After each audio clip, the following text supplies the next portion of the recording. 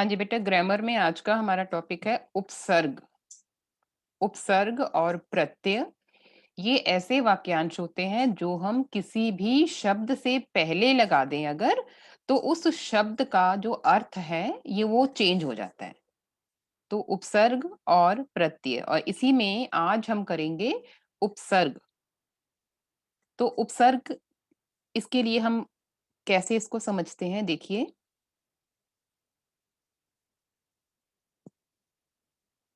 ये है, उपसर्ग है एक अप, लेकिन इससे पहले हम एक वर्ड देखते हैं यश। अब ये यश वर्ड है, यहाँ पे हमारे पास हिंदी का एक शब्द है मान, यहाँ पे कीर्ति और यहाँ पे शब्द, ये हिंदी के शब्द हैं। जब हम इन सभी शब्दों के आगे एक कोई ऐसा शब्दांश लगा दें जिससे इसका अर्थ चेंज हो जाए, तो वो क्या लगाएंगे हम उसके आगे? एक उपसर्ग लगाएंगे। जैसे यहाँ पे ये एक शब्द है यश, तो यश के आगे हमने लगा दिया अप, तो ये बन गया अपयश, और ये यश का विलोम बन जाता है। मान, मान के आगे हमने लगाया उपसर्ग अप, और ये बन गया अपमान। कीर्ति, कीर्ति से पहले हमने उपसर्ग लगाया और ये बन गया अपकीर्ति। सिमिलरली चार, चार शब्द है हमारे पास, चार से पहले हमने उप लगाया तो हमारे पास एक नया शब्द आ गया उपचार। उपचार का मतलब होता है किसी चीज का इलाज करना, और चार का मतलब तो हमें पता ही है, फोर। तो एक नया वर्ड आ गया हमारे पास वन। वन के आगे हमने उपसर्ग लगाया और ये बन गया उपवन। सिमिलरली देश, उपदे उपदेश, प्रदेश, विदेश, बहुत सारे शब्द बन सकते हैं, जरूरी नहीं है कि एक ही शब्द बनेगा। उस उपसर्ग से बहुत सारे शब्द बन सकते हैं। तो हमने क्या देखा कि ये जो उपसर्ग हैं ये शब्दांश होते हैं, शब्द नहीं होते ये। एक बात ध्यान रखनी है कि ये शब्दांश होते हैं। पूरा शब्द, इसका कोई अपने आप को अगर हम देखें तो आपका कोई मीनिंग नहीं निकलेगा, ये शब्द का ही एक पार्ट है। उप, ये भी उपसर्ग है, ये शब्द का एक पार्ट है, इसका कोई मीनिंग नहीं है, लेकिन ये अपना मीनिंग अपने आप दे देते हैं जब हम इसको किसी भी शब्द से पहले लगाएं, तभी ये अपना मीनिंग देते हैं। तो जो उपसर्ग होते हैं वो ऐसे सब शब्दांश होते हैं जो किसी भी शब्द से पहले लगकर, किसी भी शब्द के, ये देखो चार, वन, देश, ग्रह, किसी भी शब्द से पहले लगकर उसके अर्थ में परिवर्तन ला देते हैं। तो ये उपसर्ग की डेफिनेशन हो गई। तो उपसर्ग ऐसे शब्दांश होते हैं जो किसी भी शब्द से पहले लगकर उसके अर्थ में एक विशेषता या परिवर्तन ला देते हैं। तो ये जो उपसर्ग हैं, अब यहां देखिए, ये वर्ड है हमारे पास हार, तो हार से पहले लगा उप और ये बन गया उपहार। यहाँ पे हार का मतलब गले में पहनने वाला हार, लेकिन जब हमने उप लगा दिया तो इसका टोटली मीनिंग चेंज हो गया, और ये बन गया उपहार। खिला, अधखिला, अध भी एक उपसर्ग है, तो ये अधखिला बन गया। और ये जो उपसर्ग हैं ये कई प्रकार के होते हैं, बहुत सारे उपसर्ग होते हैं। तो हमने उपसर्ग जो हैं ये कितने प्रकार के होते हैं? ये पांच प्रकार के होते हैं। सबसे पहले है संस्कृत के उपसर्ग, हिंदी के उपसर्ग, उर्दू के उपसर्ग, संस्कृत के अव्यय और अंग्रेजी के अव्यय। ये पांच प्रकार के उपसर्ग के भेद होते हैं। अब इनमें से PT1 के सिलेबस में हमने संस्कृत के उपसर्ग करने हैं, सिर्फ यही करने हैं हमने, संस्कृत के उपसर्ग। अब संस्कृत के उपसर्ग का क्या मतलब है? इसका मतलब है कि जब हम कोई भी उपसर्ग, ये उपसर्ग हैं, जब हम इनको किसी शब्द से पहले लगाएंगे तो हमारे पास जो वर्ड्स आ जाएंगे वो कौन से हैं? वो संस्कृत भाषा के शब्द हैं। और कोई ज्यादा इसमें कंफ्यूज नहीं होना है, ये वही शब्द हैं जो संस्कृत भाषा के होते हैं। तो संस्कृत के उपसर्ग अनु, अति, ये आपको याद करने पड़ेंगे। अनु, अति, आ, दुर, ये उपसर्ग हैं। देखो ये शब्द नहीं है, ये शब्द का ही एक पार्ट है, शब्दांश है, शब्दों का अंश हैं ये। और तो अनु, अनु का मतलब होता है वैसे पीछे, लेकिन ये अनु का यहाँ पे ये मतलब नहीं है कि अनु का टोटली मीनिंग ये हो, जैसे अनुशासन, तो शासन के पीछे चलना। लेकिन अनु अपना मीनिंग तभी देगा अगर हम किसी शब्द के साथ इसको लगाएंगे। जैसे अनुगमन, पीछे चलना, अनुवाद, अनुशासन, अनुकंपा, अनुकूल। तो ये अनु शब्द के 5 उपसर्ग हैं, लेकिन इसके अलावा भी बहुत से शब्द बन जाते हैं।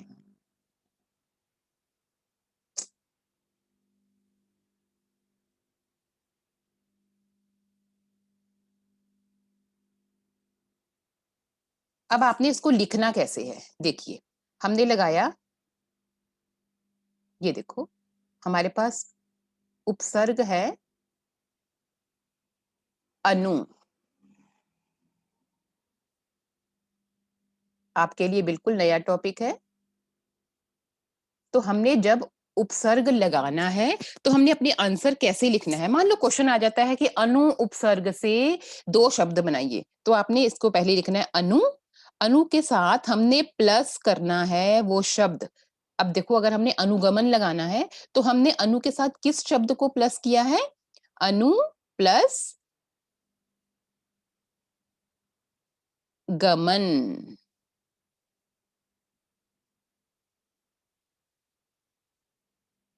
अनु प्लस गमन इज इक्वल टू क्या बन गया, अनुगमन। ये हमने जब भी उपसर्ग लगाना है तो हमने ऐसे लिखना है, इस बात का ध्यान रखना है, तभी हम उपसर्ग को अलग कर सकते हैं। अनु, लिखने में मुझे प्रॉब्लम आ रही है।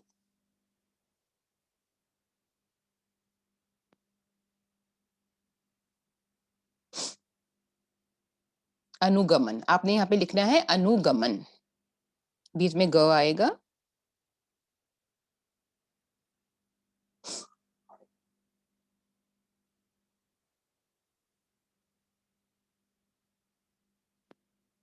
अनुगमन आपने ऐसे लिखना है, आपने प्लस करके लिखना है और हमारे पास आंसर आ जाएगा अनुगमन। अगर अनुवाद है तो अनु प्लस वाद, याद रखना है इसको, हमने प्लस करके ही अपना उपसर्ग का से जो जो हमें नया शब्द बना है उसके साथ प्लस लिखना है।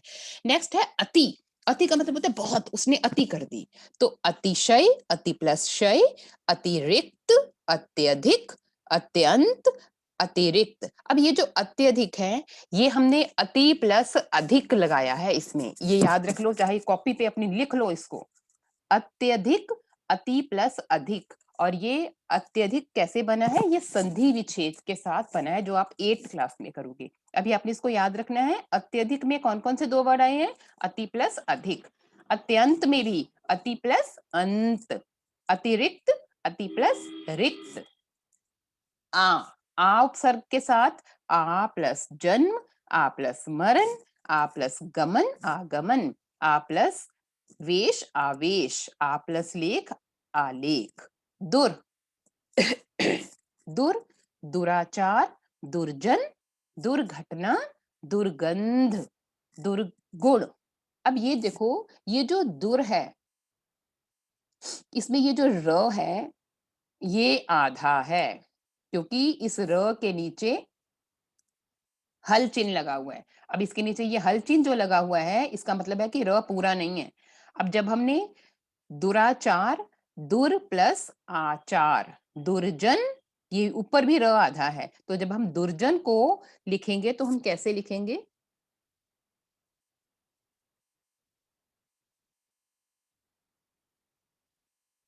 दुर, इसके नीचे हम लगाएंगे हल चिन्ह, दुर, अगर आप हल चिन्ह नहीं लगाओगे तो ये गलत बन जाएगा। दुर प्लस हमें कौन सा वर्ड के साथ लगाना है, जन, दुर प्लस जन, दुर प्लस जन, दुर्जन। दुर प्लस घटना, सिमिलरली यहाँ पे हमने दुर लिख के प्लस घटना, दुर्घटना। दुर्गंध, सेम, दुर प्लस घटना। र हमने यहाँ पे अगर हम इस र को हलंत नहीं लगाएंगे तो हमारा क्वेश्चन गलत हो जाएगा। अव, अव का मतलब है बुरा। अव प्लस गुण, अवगुण। अवनति, अवमानना, अवकाश, अवरोही। सम, सम का मतलब है साथ। संपूर्ण, अगेन सम में म आधा आएगा। संकल्प, अब यहाँ पे संकल्प आ रहा है लेकिन हमने म ही लिखना है, सम।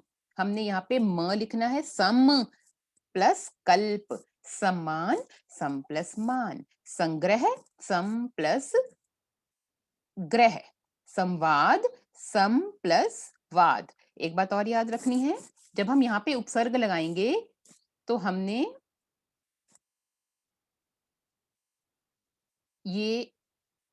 बिंदी नहीं लगानी है। हमने क्या लिखना है, हमने ये सम ही लिखना है।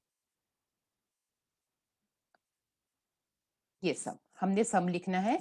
हमने बिंदी बिल्कुल नहीं लगानी है। हमने इसको अलग अलग करना है जब, तो ये बिंदी लगा के अलग नहीं करना है, हमने उसके साथ आधा म लिखना है। निर, निर्जल, निराहार, निर्गम, निर्गत। नेक्स्ट है सु।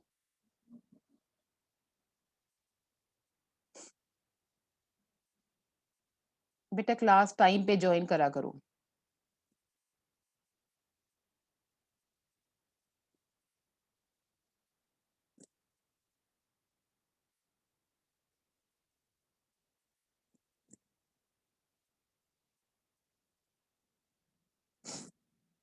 निर, निर्जल, निराहार, निर्मम, निर्गत। सु, सुपात्र, सुपुत्र, सुकोमल, सुगंध, सुलेख, सुकीर्ति, सुरुचि। सु प्लस पात्र, सुपात्र। सु प्लस कोमल, सुकोमल।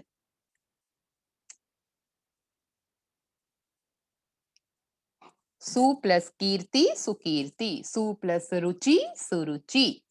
उप, उप प्लस नाम, उपनाम। उप प्लस वास, उपवास। उप प्लस सचिव, उपसचिव। उपकार, उपचार। अनि, अनि उसके बिना। अनिर्वाचन। अनिवार्य, अनिरुद्ध। उप, उपनाम, उपवास, उपसचिव, उपकार, उपचार। लेकिन हमने कैसे बोलना है, ये मैं क्लास के बाद अभी आपसे पूछूंगी कि हमने उपसर्ग कैसे बोलने हैं। मान लो मैं क्वेश्चन पूछ रही हूँ, अव उपसर्ग से दो शब्द बनाइए, तो आपने कैसे बोलना है, अवगुण, अव प्लस गुण इज इक्वल टू अवगुण। अव प्लस नति इज इक्वल टू अवनति। अव प्लस मानना इज इक्वल टू अवमानना। अव प्लस काश इज इक्वल टू अवकाश। एंड अव प्लस रोही इज इक्वल टू अवरोही। तो यही हमने उपसर्ग करने हैं आज, यही आपने रिवाइज करने हैं। जरूरी नहीं है कि यही वर्ड्स लिखोगे, आपके मन में कोई नया वर्ड बन रहा है अगर इस उपसर्ग से, तो हम बना सकते हैं। तो ये उपसर्ग का टॉपिक था। आई होप आपको सबको समझ आ गया होगा ये उपसर्ग टॉपिक।